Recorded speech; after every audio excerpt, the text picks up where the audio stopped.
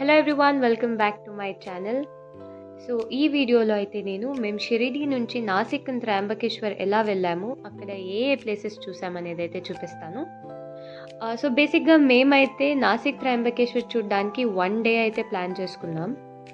And Shirdi నుంచి మేము ఏదైనా సెల్ఫ్ డ్రైవ్ కార్ అయితే బుక్ చేసుకుందాం అనుకున్నాం. కాకపోతే మాకు అక్కడ ఏ సెల్ఫ్ డ్రైవ్ కార్ దొరకలేదు. సో అందుకని చెప్పేసి మేమైతే 1 డే ప్యాకేజ్ తీసుకున్నాం. సో అలా మేము ఎర్టిగా కార్ అయితే తీసుకున్నాం అలాంగ్ విత్ డ్రైవర్. సో మాకు షిరిడీ నుంచి నాసిక్ అండ్ త్రయంబకేశ్వర్ చూపించి తర్వాత రిటర్న్ షిరిడీ తీసుకురావడానికి మాకైతే 3500 రూపీస్ ఛార్జ్ చేశారు. అండ్ ఇందులో ఉన్న చిన్న ట్విస్ట్ ఏంటంటే నాసిక్ నుంచి పంచవటికి మేమైతే ఆటోస్లో వెళ్ళాల్సి వచ్చింది. సో ఇదైతే మాతో కార్ డ్రైవర్ ముందుగానే డిస్కస్ చేశారు. సో అలా మాకు 5000 రూపీస్ అయితే అయింది. సో మేము నాసిక్లో ఫస్ట్ చూసిన చోటు ముక్తిధామ్. సో బేసిక్గా ఈ టెంపుల్ యొక్క ప్రత్యేకత ఏంటంటే ఈ టెంపుల్ కంప్లీట్గా మార్బుల్ స్టోన్తోనే బిల్డ్ చేసింది. ముక్తిధామ్ టెంపుల్లో మన హిందూ దేవుళ్ళ విగ్రహాలన్నింటినీ ప్రతిష్ఠించారు.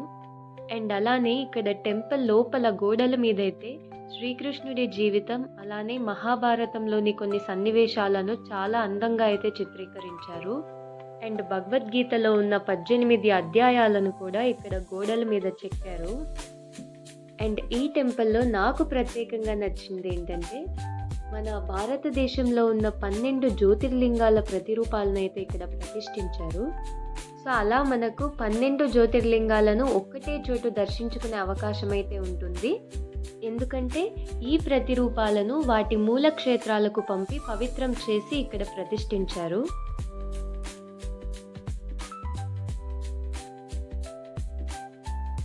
అండ్ మేము తర్వాత వెళ్ళిన చోటు నాసిక్లో తపోవన్ ఏరియాలో ఉన్న శ్రీ లక్ష్మణ్జీ మందిర్. ఈ టెంపుల్ ముక్తిధామ్ నుంచి 7 to 8 కిలోమీటర్స్ దూరంలో అయితే ఉంటుంది. అండ్ ఈ టెంపుల్ యొక్క విశిష్టత ఏంటంటే బేసిక్గా మన భారతదేశంలో చాలా చోట్లు ఆ శ్రీరాముడు సీతాదేవితో పాటుగానే లక్ష్మణుడు కూడా పూజలు అందుకుంటూ ఉంటారు. కానీ ఈ దేవాలయం మాత్రం ప్రత్యేకంగా లక్ష్మణుడి కోసమే నిర్మించబడింది. అలానే ఇక్కడ లక్ష్మణుడు శూర్పణఖకు ముక్కు కోసిన చోటట, అందుకనే ఈ ప్లేస్కి అయితే నాసిక్ అని పేరు వచ్చింది. అండ్ ఈ చోటుని తపోవన్ అని ఎందుకు పిలుస్తారంటే సీతాదేవి శ్రీరాముడు వనవాస సమయంలో లక్ష్మణుడు ఇక్కడ కూర్చుని తపస్సు చేసుకునేవారట. అందుకని చెప్పేసి ఈ చోటుని తపోవన్ అని అయితే పిలుస్తారు. శ్రీ లక్ష్మణ్జీ మందిర్లో లక్ష్మణుడి శేషనాగ అవతారాన్ని అయితే ప్రతిష్ఠించారు. అండ్ లక్ష్మణ్జీ టెంపుల్కి ఆపోజిట్గానే శ్రీరాముడి స్టాచ్యూ కూడా ఉంటుంది.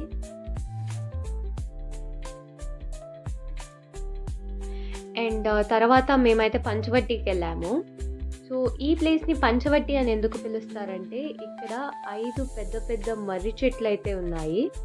సో అలా ఈ చోటుకి పంచవటి అని అయితే పేరు వచ్చింది. అండ్ ఇక్కడ సీతమ్మ తల్లి ఆమె వనవాస సమయంలో కొన్ని రోజులు ఈ గుహలో ఉండిందంట. సో అందుకనే ఈ గుహని సీతా గుహ అని అయితే పిలుస్తారు. నేను గుహ లోపల వీడియో అయితే చేయలేకపోయాను, కానీ అప్పట్లోని గుహ చూడ్డానికైతే చాలా బాగుంది. అండ్ సీతా గుఫకి ఆపోజిట్గా సీతాహరన్ సీతా సంసార్ అనే ఒక చిన్న ఎగ్జిబిషన్ కూడా పెట్టారు. అండ్ ఈ ఎగ్జిబిషన్కి పర్ పర్సన్ 1 రూపీ అయితే పే చేయాలి.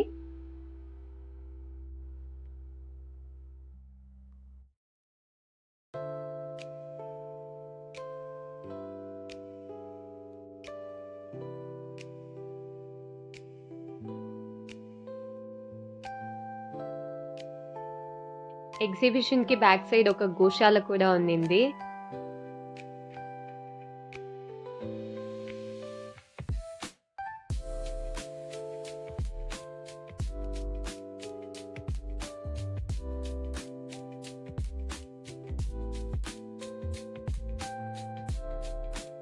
సో ఆ పంచవటి ఏరియాలో చుట్టుపక్కల చాలా టెంపుల్స్ అయితే ఉంటాయి. నేను ఏవైతే షూట్ చేయగలిగానో అవి మాత్రమే పోస్ట్ చేశాను. అండ్ ఇదైతే Kalaram temple, one of the most famous temple of Rama అనే చెప్పచ్చు. ఈ టెంపుల్ అయితే కంప్లీట్గా బ్లాక్ స్టోన్తోనే నిర్మించబడింది అనమాట. అండ్ అలానే టెంపుల్ లోపల కూడా మనకు సీతాదేవి శ్రీరాముడు లక్ష్మణుడి విగ్రహాలను కూడా బ్లాక్ స్టోన్తోనే ఉంటాయి. అందుకనే ఈ టెంపుల్ని కాలారాం మందిర్ అని అయితే పిలుస్తారు.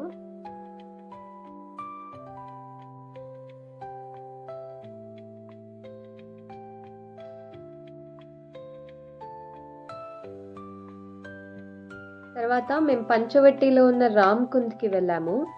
సో ఇది గోదావరి నది ఒడ్డున ఉన్న ఒక పవిత్రమైన ఘట్టం.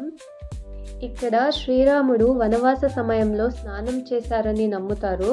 అందుకనే ఇక్కడికి వచ్చిన చాలామంది భక్తులు ఈ నీటిలో స్నానం చేయడం వల్ల వారు చేసిన పాపాలు మరియు కర్మలు తొలగిపోతాయని చెప్పి భావిస్తూ ఉంటారు.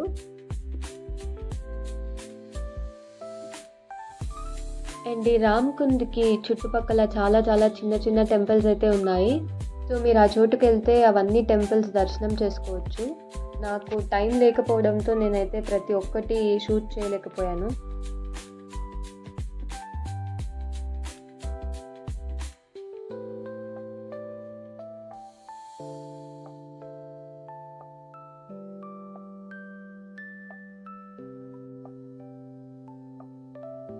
అండ్ తర్వాత మేము త్రయంబకేశ్వర్ వెళ్ళాము. ఇది భారతదేశంలోని 12 జ్యోతిర్లింగాలలో ఒకటి. ఇక్కడ బ్రహ్మ, విష్ణు, శివుడు 3 ముఖాల లింగంని దర్శించుకునే భాగ్యం అయితే కలుగుతుంది. సో ఇక్కడితో నా వీడియోనైతే ఎండ్ చేస్తున్నా. ఈ వీడియో వల్ల మీరు ఎంతో కొంత ఇన్ఫర్మేషన్ అయితే తెలుసుకున్నారని అనుకుంటూ టాటా, బాయ్ బాయ్.